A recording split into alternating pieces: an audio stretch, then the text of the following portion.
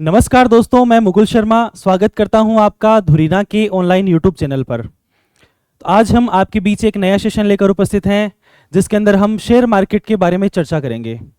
Share market जो वर्तमान में शेयर्स लोग खरीदते बेचते हैं उसके ऊपर चर्चा करेंगे, या फिर हम किस चीज़ के ऊपर चर्चा करेंगे ये मैं आपको पहले ही बता देता हूँ। देखो, शेयर मार्केट है उसको पढ़ने के दो तरीके हैं। सबसे पहला है एग्जाम ओरिएंटेड, यानी कि अपनी एग्जाम में प्रश्न कहाँ से आएंगे। आज की क्लास में हमारा मेन फोकस है वो वही रहेगा कि एग्जाम के अंदर शेयर मार्केट से जो बड़ी एग्जाम है जिसके अंदर बैंकिंग और शेयर मार्केट जो कैपिटल मार्केट है वो सब जो क्वेश्चन पूछे जाते हैं वित्त बाजार से संबंधित, वहां पर जो प्रश्न आते हैं वो हम यहाँ पर कवर करने की कोशिश करेंगे कि शेयर मार्केट से रिलेटेड जितने भी प्रश्न आपके पास आए वो आप कवर कर सको इस क्लास से। दूसरे होते हैं वो लोग जिनको शेयर मार्केट सीखना है, वो यहाँ पर नहीं सिखाया जाएगा, ठीक है। लेकिन फिर भी कुछ टर्म्स ऐसी हैं कि शेयर किस प्रकार से आते हैं, किस प्रकार वर्क करते हैं, वो सब जो लोग शेयर खरीदते हैं उनको भी पता होना चाहिए। तो उन लोगों के लिए भी ये सेशन है वो महत्वपूर्ण हो सकता है। इसलिए आप सभी इस सेशन को आराम से शांति से बैठ जाइए और समझने की कोशिश करिए कि शेयर मार्केट किस प्रकार कार्य करता है, क्योंकि आज के समय में जो कुछ नहीं करता वो शेयर मार्केट का काम करता है। यानी कि 10, 15, 20, 50 हज़ार रुपये लेकर लोग और शेयर मार्केट में पैसे लगा देते हैं। कोई कुछ पूछता है क्या करते हो, शेयर मार्केट का काम करते हैं। वो कभी 50 हज़ार से 48 हज़ार हो जाते हैं, कभी 55 हज़ार हो जाते हैं, कभी 40 हज़ार हो जाते हैं। इनका वही काम है। लेकिन ये काम कैसे करता है, शेयर मार्केट होता क्या है, ये अपने को समझना जरूरी है। तो इस क्लास में हम ये समझने की कोशिश करेंगे। सबसे पहले हम ये देखते हैं कि शेयर मार्केट है वो होता क्या है। शेयर मार्केट है वो होता क्या है, ठीक है। शेयर मार्केट को हम समझने की कोशिश करेंगे आज के सेशन में। शेयर का अर्थ है वही हो गया कि शेयर दे रहे हैं हम किसी चीज को, यानी कि मेरे पास में 100 रुपए की एक कंपनी है, उस 100 रुपए में से मैं 40 रुपए लोगों से इकट्ठे करके और मैंने वो कंपनी चला रहा हूँ, यानी कि लोगों का शेयर है उस कंपनी में। शेयर मतलब हिस्सा। शेयर को हिंदी में अगर अपन बोलना चाहें तो शेयर का मतलब होता है हिस्सेदारी, ठीक है। शेयर का मतलब होता है हिस्सेदारी। अब वो हिस्सेदारी हर चीज के अंदर होगी। हिस्सेदारी ना सिर्फ प्रॉफिट के अंदर होगी बल्कि लॉस के अंदर भी होगी। हिस्सेदारी प्रॉफिट के अंदर भी होगी तो लॉस के अंदर भी होगी। दोनों चीज़ों में हिस्सेदारी है वो आपकी रहेगी। मान लीजिए आपने किसी कंपनी का शेयर ले लिया, उसके बाद में अगर उस कंपनी को लॉस हो रहा है तो आपके पैसे भी कम होंगे, अगर कंपनी को प्रॉफिट हो रहा है तो आपके पैसे भी बढ़ेंगे। तो ये अपने को समझ में आ गया कि शेयर होता क्या है। अब शेयर कैसे लाए जाते हैं, क्या इसका पूरा सिस्टम रहता है, इसको हम थोड़ा सा समझने की कोशिश करते हैं। देखिए, मान लीजिए कि धुरीना एक कंपनी है। मान लीजिए कि धुरीना एक कंपनी है। इसी एग्जाम्पल से मैं आपको ये समझाने की कोशिश करता हूँ। मान लीजिए कि धुरीना एक कंपनी है, एक संस्थान है, और धुरीना ये चाहता है कि भारत के सभी राज्यों के अंदर और हमारी ऑफलाइन कोचिंग हो, ठीक है। हर भारत के हर राज्य की राजधानी के अंदर और धुरीना की ब्रांच हो, ऑफलाइन ब्रांच हो। उसके लिए कैपिटल लगती है, उसके लिए मनी लगता है। वो कैपिटल है वो कहाँ से ला सकते हैं, जैसे धुरीना को एक कोचिंग संस्थान या कंपनी मान सकते हैं, उसी प्रकार आप पार्ले-जी है, बीकाजी है, आप कोई सी भी कंपनी ले लीजिए, धुरीना नहीं, आप पार्ले-जी ले लीजिए। अब पार्ले-जी के बारे में मैं आपको समझाऊं। पार्ले-जी के हालांकि शेयर है वो मार्केट में आ चुके हैं, लेकिन एक समझने के लिए, पार्ले-जी है वो एक कंपनी है। मान लीजिए कि पार्ले-जी है उसको कंपनी वो चला रहे हैं और 1,000 रुपए की वो कंपनी है। एक एग्जाम्पल ले रहे हैं यहाँ पर, 1,000 रुपए, अपन 1,000 रुपए की वो कंपनी है। अब पार्ले-जी ऐसा चाहता है कि अपना जो बिजनेस है वो बढ़े। बिजनेस को बढ़ाने के लिए वो क्या करेंगे कि 1,000 से ज़्यादा रुपए उनको चाहिए। 1,000 रुपए इन्वेस्ट करके उन्होंने बिस्किट बनाने शुरू किए थे, आज उनको 500 रुपए और चाहिए। कितने रुपए चाहिए? 500 रुपए और चाहिए। तो वो क्या करेंगे, 500 रुपए के शेयर मार्केट में शेयर निकाल देंगे। 500 रुपए के शेयर निकाल देंगे। फिर लोग हैं वो उसके अंदर बिड लगाएंगे, बोली लगाएंगे। उसके बाद में लॉटरी निकलेगी और कुछ लोगों को ये 500 रुपए के शेयर मिल जाएंगे। अब ये कंपनी की नेटवर्थ हो गई 1500 रुपए। कंपनी है वो हो गई 1500 रुपए की। 1500 रुपए कंपनी ने मार्केट में इन्वेस्ट कर रखे हैं, यानी कि लगा रखे हैं, यानी कि वो उससे बिस्किट बना रहे हैं। बिस्किट बनाने में कितने रुपए लगे? 1500 रुपए लगे। बिस्किट बनाना ही नहीं, इसके अंदर सारा खर्चा आ गया। एक एग्जाम्पल देके मैं आपको समझा रहा हूँ। तो 1500 रुपए की ये कंपनी हो गई। अब ये जो 1500 रुपए हुए, इसके अंदर से 500 रुपए है वो आपसे लिए गए। इस 500 रुपए के मान लीजिए कि 600 रुपए हो गए, तो जिन लोगों ने ये शेयर लिए थे उन लोगों में ये 100 रुपए बट जाएंगे। प्रॉफिट वाले 100 रुपए है वो बट जाएंगे।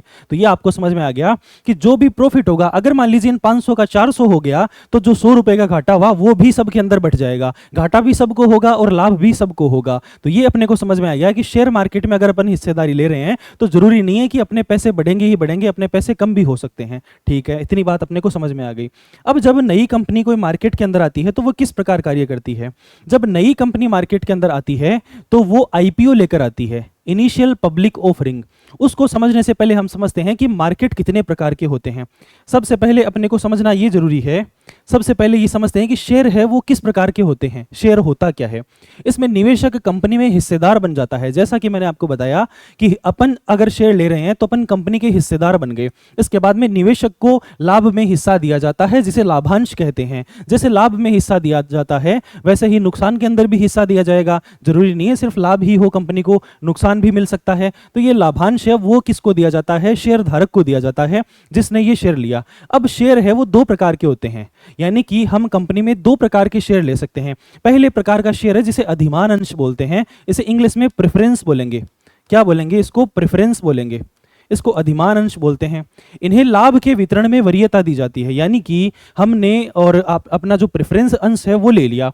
इसके बाद में कंपनी को, मान लीजिए पार्ले जी जो कंपनी थी, उसके बाद में 500 रुपए के जो 600 रुपए हुए, उसमें जो 100 रुपए बढ़े, उसके अंदर सबसे पहले प्रायोरिटी किसको दी जाएगी? तो इन लोगों को दी जाएगी जिन्होंने अधिमान अंश ले रखा है, जिन्होंने प्रेफरेंस ले रखा है। जिन्होंने प्रेफरेंस ले रखा है लाभांश में, उनको सबसे पहले हिस्सेदारी दी जाएगी, लेकिन इनको वोटिंग के अधिकार नहीं रहेंगे। अब पार्ले जी किस प्रकार बिस्किट बनाएगी, एक पैकेट के अंदर कितने बिस्किट होंगे, उस बिस्किट का स्वाद क्या रहेगा, वो बिस्किट कहाँ कहाँ बिकेगा, उसका प्रचार कौन करेगा, उसका पैकेजिंग कैसी होगी, उसके ऊपर फोटो किसकी होगी, ये सारी चीजें हैं वो डिसाइड ये लोग नहीं कर सकते। कौन? प्रेफरेंस वाले। इनका सिर्फ इतना ही काम है, हमें हेडेक नहीं चाहिए, हमने आपको पैसे दे दिए, वो पैसे अगर बढ़े तो हमें दे देना, अगर वो पैसे कम हो तो हमारे पैसे काट लेना। सिर्फ इतना ही काम रहता है प्रेफरेंस वालों का, अधिमान अंश वालों का, ठीक है।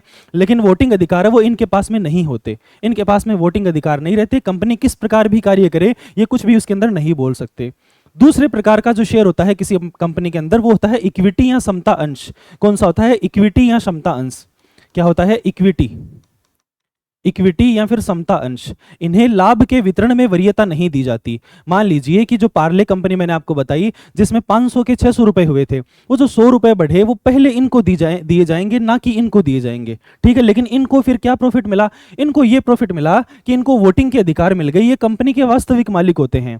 यानी कि पार्ले जी जो बिस्किट है उसकी पैकेजिंग किस प्रकार की होगी, उसके अंदर फोटो उसके ऊपर फोटो किसकी होगी, उसका ऐड कौन करेगा, उसके अंदर कितने बिस्किट आएंगे, ये जो सारी चीजें हैं इनका निर्धारण कौन करेगा, इनके लिए जो वोटिंग होगी उसके अंदर कौन भाग लेंगे? ये नहीं लेंगे बल्कि ये लेंगे, क्योंकि इनको वरीयता में भी हिस्सेदारी वो नहीं मिल रही, प्रायिकता नहीं मिल रही है। वरीयता में भी इनको लाभांश के अंदर इनको वरीयता नहीं मिल रही है, इनको प्रायोरिटी नहीं मिल रही है। जो 500 के 100 रुपए बढ़े थे 500 के ऊपर, वो इनको पहले दिए जाते हैं, लेकिन इनको वोट देने का अधिकार नहीं होता। लेकिन ये जो है इनको प्रायोरिटी तो नहीं दी जाती, लेकिन ये वोटिंग कर सकते हैं इसके अंदर, ठीक है। ये अपने को समझ में आ गया। शेयर दो प्रकार के होते हैं, एक प्रेफरेंस और एक इक्विटी। ये जो चीज़ है ये दोनों ही प्रकार के लोगों के लिए महत्वपूर्ण है। जो लोग एग्जाम दे रहे हैं, किसी भी मान लीजिए स्टेट पीसीएस दे रहे हो या फिर आईएएस की एग्जाम दे रहे हो, तो शेयर मार्केट के उसके अंदर क्वेश्चन पूछे जाते हैं वित्त बाजार के अंदर। तो वो अपने को यहाँ से प्रश्न है वो बिल्कुल एग्जैक्ट टर्म से यहाँ से प्रश्न अपने पास में बन जाएंगे। जो लोग शेयर मार्केट में वैसे नॉर्मली इंटरेस्ट रखते हैं, जो लोग पैसे कमाना चाहते हैं, जो सीखना चाहते हैं, उनके लिए भी ये जरूरी है, ठीक है। अगली स्लाइड हम देखते हैं पूंजी बाजार। मैंने आपको बताया कैपिटल मार्केट जो है ये पूंजी बाजार वह बाजार है जहां दीर्घकालिक निधियों की मांग और आपूर्ति की जाती है, ठीक है। ये पूंजी बाजार, एक वित्त बाजार होता है अपने पास में, एक होता है वित्त बाजार, एक पूंजी बाजार। वित्त बाजार जो होता है इसके अंदर और 1 साल से कम तक के जो खर्च जो इन्वेस्टमेंट है वो किए जाते हैं, इसमें 1 साल से ज़्यादा के इन्वेस्टमेंट किए जाते हैं। पूंजी बाजार दो प्रकार के होते हैं, प्राथमिक बाजार और द्वितीयक बाजार, ठीक है। इसको मैं आपको समझाता हूँ। पूंजी बाजार दो प्रकार के होते हैं, जिसमें एक होता है प्राथमिक बाजार, यानी कि मान लीजिए कि हमने एक नई कंपनी खोली, मान लीजिए कि हमने एक नई कंपनी खोली, जैसे पार्ले जी है, वैसे ही हमने पार्ले पी कंपनी खोली। कौन सी? पार्ले पी कंपनी खोल ली, ठीक है। अब पार्ले पी हमने कंपनी खोली तो हमें पैसे चाहिए। सबसे पहले हमारे पास में 1000 रुपये ही है, लेकिन हमें 1000 रुपये और चाहिए, हमें 1000 रुपये और चाहिए। तो इन 1000 रुपयों का हम शेयर लेकर आएंगे मार्केट के अंदर। और शेयर किस प्रकार लेकर आएंगे? शेयर लाने के लिए हमें सबसे पहले सेबी के पास जाना पड़ेगा। किसके पास जाना पड़ेगा? सेबी के पास में। सेबी जो है वो शेयर मार्केट के जो आईपीओ आते हैं, इनिशियल पब्लिक ऑफरिंग होते हैं, उनकी नियामक संस्था है। शेयर मार्केट की नियामक संस्था कौन सी है? सेबी है। सबसे पहले हमें ये 1000 रुपये चाहिए तो हम सेबी के पास में जाएंगे कि हमारी पार्ले पी कंपनी है, 1000 रुपये हमारे पास में है, हमारे पास में ये इंफ्रास्ट्रक्चर है, हमारा ये प्रॉफिट है, लॉस है, सब कुछ हम इसके अंदर दिखा देंगे। लेकिन हमें 1000 रुपये के शेयर लाने हैं मार्केट के अंदर, आईपीओ लेकर आने हैं। तो सेबी है वो हमें अनुमति देगा। सेबी अनुमति देने के बाद में हम क्या करेंगे? सेबी के अनुमति देने के बाद में इसके बाद में हम एक शेयर की कीमत का निर्धारण करेंगे। मान लीजिए कि एक शेयर है वो 1 रुपए या 2 रुपए तक का है, 1 रुपए या 2 रुपए तक का है, तो हमने एक शेयर की कीमत निर्धारण करी। इसके बाद में लोग आएंगे और बिड लगाएंगे, लोग आएंगे और बिड लगाएंगे कि इसकी कीमत कितनी होगी, एक शेयर की 1 रुपया होगी या 1.5 रुपया होगी या 2 रुपये होगी। ये बिड कौन लगाएंगे? जनता लगाएगी आकर, ठीक है। हमने शेयर निकाल दिए 1000 शेयर, ठीक है, और जनता ने बिड लगा दी। अब 1000 के मान लीजिए कि अपने पास में 10,000 लोग आ गए, 10,000 लोग ये बोलने के लिए आ गए कि हम तो 1 रुपए के अंदर ये शेयर ले सकते हैं। मानी कि हमें जरूरत तो रुपयों की 1000 की ही है, लेकिन हमारे पास में लोग आ गए 10,000 एक एक रुपया देने के लिए, ठीक है। तो जो कंपनी के शेयर हैं वो किस प्रकार किन लोगों को दिए जाएंगे? 1000 लोग हमारे सामने आ गए, लेकिन हम 100 ही लोगों को दे सकते हैं, तो हम किसको देंगे? वही बात यहां पर है कि 10,000 लोग हैं और हमारे सामने रुपए कितने हैं, शेयर कितने हैं, 1000 ही शेयर हैं, तो हम किस किस को देंगे? तो इसको लेकर एक लॉटरी लगाई जाएगी। लॉटरी के अंदर जिन लोगों के शेयर निकलेंगे उन लोगों को शेयर है वो दे दिए जाएंगे, ठीक है। ये अब इतना अपने को समझ में आ गया कि 1000 लोगों को देने के लिए इन 1000 लोगों की लॉटरी लगेगी, इन 1000 लोगों की लॉटरी लगेगी और इनको शेयर है वो अलॉट कर दिए जाएंगे, इनको शेयर है वो अलॉट कर दिए जाएंगे, इनको शेयर अलॉट कर दिए जाएंगे। तो ये अपने को समझ में आ गया कि सबसे पहले जब कंपनी मार्केट के अंदर आती है तो ये 1 और 2 रुपए का यहाँ पर जो कंपनी लेकर आ रही है इसको आईपीओ बोलते हैं। क्या बोलते हैं? IPO, initial public offering, initial public offering, initial public offering, क्या बोलते हैं इसको? Initial public offering. अगर आप शेयर मार्केट से जुड़े हो तो आपको सबको पता होगा इनिशियल पब्लिक ऑफरिंग है वो क्या होता है, आपने आईपीओ है वो ले रखा होगा। इसके बाद में फॉलो ऑन पब्लिक ऑफर क्या होता है? मान लीजिए कि कंपनी शेयर मार्केट में आ गई, आईपीओ आ गया, लॉटरी लग गई और लोगों को पैसे मिल गए, लेकिन ऐसा सोचा पार्लेजी वालों ने कि हमें जो ये 1000 रुपए हैं, 1000 जो शेयर हैं, ये सारे हम अभी मार्केट में नहीं लाएंगे, हम सिर्फ 800 शेयर ही लाएंगे, हम सिर्फ एक बार 800 शेयर ही लाएंगे और बचे हुए 100 शेयर हैं वो 200 शेयर है वो अपने पास में रख लिए, बचे हुए 200 शेयर है वो अपने पास में रख लिए और बचे हुए 200 शेयर है वो कुछ समय बाद में कंपनी मार्केट में लाती है, तो इसको एफपीओ बोलते हैं। क्या बोलते हैं? Follow on public offering. क्या बोलते हैं? फॉलो ऑन, यानी कि आईपीओ पहले आ गया, इनिशियल पब्लिक ऑफरिंग पहले आ गया, उसके बाद में इनिशियल को फॉलो कर रहा है। कौन कर रहा है? एफपीओ कर रहा है। यानी कि कुछ कंपनी है वो कुछ शेयर अपने पास में रख लेती है, कुछ समय बाद में आईपीओ आने के कुछ समय बाद में मार्केट के हालचाल देखती है कि अपना शेयर चढ़ रहा है या फिर डाउन जा रहा है, ठीक है। वो देखकर और ये क्या करते हैं, जो बचे हुए 200 शेयर हैं उसको भी मार्केट के अंदर लाने की कोशिश करते हैं। इतना अपन को समझ में आ गया, अपन ने आईपीओ देख लिया, एफपीओ देख लिया, इसको थोड़ा सा थ्योरी के अंदर देख लेते हैं। आईपीओ क्या होता है? इसके पहले ये जो मार्केट है वो देखा हमने प्राथमिक बाजार, इसमें नई प्रतिभूतियां जारी की जाती है जिसके लिए आईपीओ, एफपीओ और राइट इश्यू, ठीक है, आईपीओ, एफपीओ और राइट इशू आदि का प्रयोग किया जाता है। इसका ना तो कोई नाम होता है ना कोई स्थान होता है। क्यों नहीं होता ये मैंने आपको बताया। यहाँ से कंपनी लेकर आई 1 और 2 रुपए का, और ये जो शेयर है यहाँ से और एक ब्रोकर जो होता है वो इसको खरीद लेता है, और ब्रोकर खरीद लेता है और ब्रोकर से जनता डायरेक्ट है वो ये शेयर खरीदती है। ये जो शेयर है 1 और 2 रुपए का ब्रोकर खरीदता है और ब्रोकर से जनता डायरेक्ट ये शेयर है वो खरीद लेती है, इसलिए इसका कोई नाम नहीं होता। इस टाइम पर इसका कोई नाम नहीं होता। आईपीओ, एफपीओ, राइट इशू हमने देखा। इसके अतिरिक्त ठीक है, आगे देखते हैं हम द्वितीयक बाजार। इसमें ऐसी प्रतिभूतियों का लेन देन किया जाता है जो कि पहले से ही प्राथमिक बाजार में जारी हो चुकी है। यानी कि हमने आईपीओ लेकर आए, आईपीओ लाने के कुछ समय बाद में अपना जो शेयर है वो मार्केट के अंदर चल गया और लोग उसको खरीदने लग गए। अब मान लीजिए कि ये जो शेयर आया, पार्ले पी कंपनी का मार्केट के अंदर शेयर आ गया, ये कुछ लोगों को आईपीओ है वो अलॉट हो गया। ये जो यहाँ पर 10,000 लोगों ने अप्लाई किया था, ये 10,000 लोगों को अप्लाई किया था, ये अलॉट तो सिर्फ 1000 लोगों को ही हुआ। बचे हुए लोग हैं, कितने लोग बच गए? 10,000 में से 1000 गए तो 9,000 लोग बच गए। वो ये चाहेंगे कि हमें भी ये शेयर मिले, पार्ले पी का शेयर तो हम लेकर रहेंगे चाहे हमें आईपीओ में मिला हो या ना मिला हो। तो ये क्या करेंगे, ये भागे भागे जाएंगे द्वितीयक बाजार के अंदर, ये भागे भागे जाएंगे द्वितीयक बाजार के अंदर। मान लीजिए कि आज अपने पास में डेट है वो 5 जून है, ये पार्ले पी कंपनी का जो आईपीओ है वो आया 1 जून को, लेकिन ये मार्केट में कब लिस्टेड होगा? 6 जून को। लगभग 4 से 6 दिन है वो कंपनी लेती है। 6 जून को ये मार्केट के अंदर लिस्ट हुआ। 6 जून को मार्केट के अंदर लिस्ट होने के बाद में ये जो शेयर है वो मार्केट के अंदर आ गया, यानी कि ये मार्केट के अंदर आ गया। इसके बाद में ये द्वितीयक मार्केट में आ गया। अब जिस भी व्यक्ति को, ये जो बचे हुए लोग हैं इनको या फिर किसी भी नए लोग को, 9,000 लोगों को ये शेयर चाहिए ही चाहिए, पार्ले पी का शेयर तो चाहिए ही चाहिए, तो वो कहाँ से लेंगे? वो लेंगे द्वितीयक बाजार से। कहाँ से लेंगे? वो द्वितीयक बाजार से। सेकेंडरी जो मार्केट है, यहाँ से ये जो शेयर है वो लिया जा सकता है। इसका नाम भी होता है और स्थान भी होता है, ये अपने को समझ में आ गया। नाम और स्थान किस प्रकार होता है, देखो नाम है जैसे पार्ले पी है, उसके बाद में नाम हो जाएगा इसका Parle P share, Parle P limited share, मान लीजिए प्राइवेट लिमिटेड कंपनी है तो ये कंपनी का शेयर है होता है, उसका एक नाम हो जाता है। आईपीओ में इसका कोई प्रॉपर नाम नहीं होता, ठीक है। इसके बाद में और इसका स्थान भी होता है। स्थान क्यों होता है, क्योंकि जो सेकेंडरी मार्केट होता है उसको मैनेज कौन करता है। जो प्राइमरी मार्केट था, इसके अंदर आईपीओ आया था, इसको सेबी से अनुमति मिली, इसके बाद में ये सीधा मार्केट के अंदर कूद गए। लेकिन इसके बाद में जब लोग आपस के अंदर खरीद फरोख्त करेंगे, खरीद बेच करेंगे शेयर्स की, तो वो कौन करेगा, तो इसके लिए अपने पास में दो प्रचलित द्वितीयक बाजार हैं, एक तो बीएसई है और एक एनएसई है, ठीक है। अपनी सुबह की करंट अफेयर्स की क्लास होती है जिसके अंदर बीएसई एनएसई मैंने आपको बिल्कुल अच्छे से समझा रखा है। बीएसई होता है बॉम्बे स्टॉक एक्सचेंज, एनएसई होता है national stock exchange. Bombay stock exchange है वो बहुत पुराना है, 1885 में इसकी स्थापना हुई है।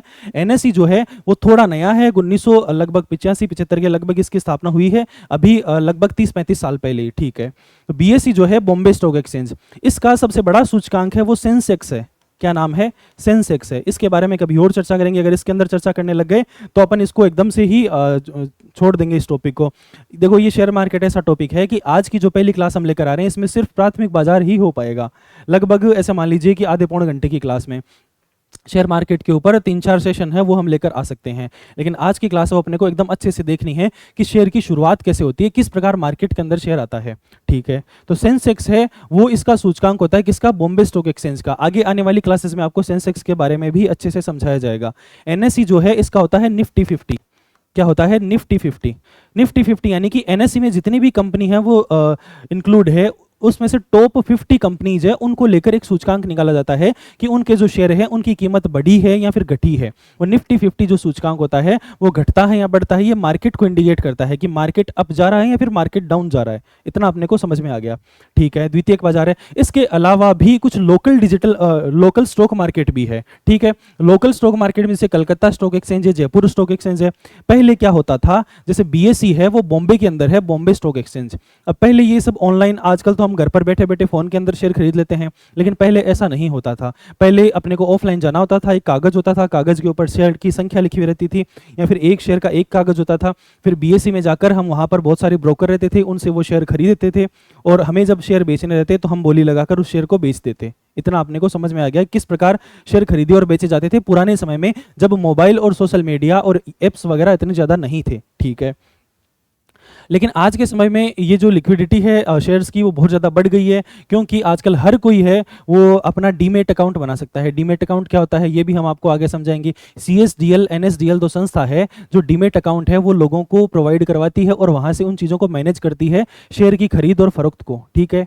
तो अभी हम इनिशियल स्टेज में धीरे धीरे चीज़ों को बेसिक से समझने की कोशिश कर रहे हैं। ये सारी चीज़ें आपके पास में आगे के सेशन के अंदर हम लेकर आएंगे। बीएसई और एनएसई हमें समझ में आ गया, दो द्वितीयक बाजार है अपने पास में, फेमस है बीएसई और एनएसई। जो शेयर को, जो आईपीओ शेयर में मार्केट में आए थे, आईपीओ जो मार्केट में आए थे, उनके मार्केट में आने के बाद में वो लोग एक दूसरे को बेचते हैं।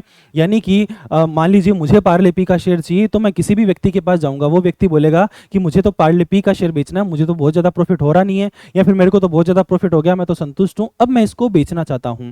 लेकिन मैं चाहूंगा कि मुझे तो ये पार्ले पी का शेयर चाहिए, तो वो शेयर मुझे दे देगा, ठीक है। ये काम कहां पर होगा, ये होगा द्वितीयक बाजार के अंदर, ठीक है। आगे हम समझते हैं इसको आगे समझते हैं प्राथमिक बाजार से जुड़ी कुछ मुख्य अवधारणाएं। आज हम प्राथमिक बाजार से जुड़ी कुछ महत्वपूर्ण अवधारणाएं हैं वो देखते हैं। आईपीओ मैंने आपको बताया, इनिशियल पब्लिक ऑफरिंग। जब कोई कंपनी पहली बार अपने शेयर सामान्य निवेशक के लिए जारी करती है तब इस प्रक्रिया को आईपीओ कहता है। एकदम अच्छे से मैंने आपको समझा दिया। आईपीओ के लिए सेबी की अनुमति आवश्यक होती है, ठीक है। सेबी जो है वो विनियामक संस्था है किसकी, शेयर मार्केट्स की। एक निश्चित तारीख के बीच में आईपीओ के लिए आवेदन किया जाता है, उसके बाद में लॉटरी के माध्यम से आईपीओ का आवंटन है वो किया जाता है। इसके बाद हम देखते हैं कि कंपनी है वो किस प्रकार आईपीओ लाती है। 4 स्टेज होती है। सबसे पहले आईपीओ के लिए आवेदन करती है सेबी के पास में, कौन, कंपनी, पार्ले पी कंपनी है वो आवेदन करेगी। उसके बाद में सेबी उसकी जांच करती है, उसको अनुमति देती है। फिर कंपनी आईपीओ के लिए निवेशकों से आवेदन आमंत्रित करती है, लोगों से। इसके बाद में लॉटरी के माध्यम से लोगों को आईपीओ है वो आवंटित कर दिए जाते हैं। दूसरा है प्राथमिक बाजार से जुड़ी अवधारणाओं में एफपीओ। यानी कि फॉलो ऑन पब्लिक ऑफरिंग मैंने आपको बताया, आईपीओ जारी करने के कुछ समय बाद में यदि कंपनी कुछ अतिरिक्त शेयर जारी करती है तो इस प्रक्रिया को एफपीओ कहा जाता है। ठीक है, यानी कि 1000 शेयर में से कंपनी ने 800 शेयर ही आईपीओ के अंदर लेकर आई, 200 शेयर कंपनी बचा कर रख लेती है। जो बचा कर रखे हुए शेयर है वो एफपीओ यानी फॉलो ऑन पब्लिक ऑफरिंग के द्वारा मार्केट के अंदर लाए जाते हैं। राइट इशू, जहां कंपनी शेयर बाजार में पुरानी हो जाती है तब वह कुछ अतिरिक्त शेयर जारी कर सकती है। ये शेयर पहले से मौजूद शेयरधारकों को ही उपलब्ध होते हैं। इस प्रक्रिया को राइट इशू कहते हैं। हमने देखा कि आईपीओ है वो आया था, आईपीओ आने के बाद में एफपीओ आ गया, सॉरी एफपीओ आ गया, आईपीओ आया, उसके बाद एफपीओ आ गया। अब जो शेयर है वो मार्केट के अंदर घूम रहे हैं। अब शेयर मार्केट के अंदर है और जिन लोगों के पास में शेयर है वो ही राइट इशू के टाइम पर जो शेयर जारी किए जाएंगे वो ले सकते हैं। यानी कि कुछ समय बाद में कंपनी है वो कुछ और शेयर है वो मार्केट के अंदर जारी करती है। कंपनी शेयर लेकर क्यों आती है? क्योंकि कंपनी को पैसा चाहिए होता है, कंपनी को पैसा चाहिए होता है। कंपनी को कुछ समय बाद में और लगा कि अपना शेयर अच्छा चल रहा है, लोग इंटरेस्ट दिखा रहे हैं, अपना प्रॉफिट हो रहा है, लेकिन अपने पास में पैसे नहीं है, क्योंकि प्रॉफिट तो लोगों को भी तो बांटना पड़ रहा है, लोगों ने भी तो पैसे दे रखे हैं। तो कुछ समय बाद में कंपनी राइट इशू लेकर आती है, कुछ और शेयर लेकर आती है। जो पहले से मौजूद शेयर धारक है सिर्फ उन्हीं को ही इसके अंदर अधिकार मिलता है खरीदने का। बाईबैक क्या होता है? जब कंपनी के द्वारा निवेशकों के शेयर बाजार से पुनः खरीद लिए जाते हैं। माने कि शेयर लोगों ने खरीद लिए लेकिन कंपनी उन शेयर्स को वापस से खरीद लेती है। किन लोगों से? जिन लोगों ने शेयर ले रखे थे। इसको बोलते हैं बाईबैक। क्या है बाईबैक? ये कुछ टर्मिनोलॉजी है प्राथमिक बाजार की जो हम अगर एग्जाम दे रहे हैं तो भी हमें पता होना चाहिए। इसके अलावा शेयर मार्केट का हम काम करते हैं या फिर सीखना चाहते हैं या फ्यूचर में करना चाहते हैं तो अपने को ये सारी चीजें हैं वो बेसिक पता होना चाहिए किस प्रकार शेयर मार्केट काम करता है।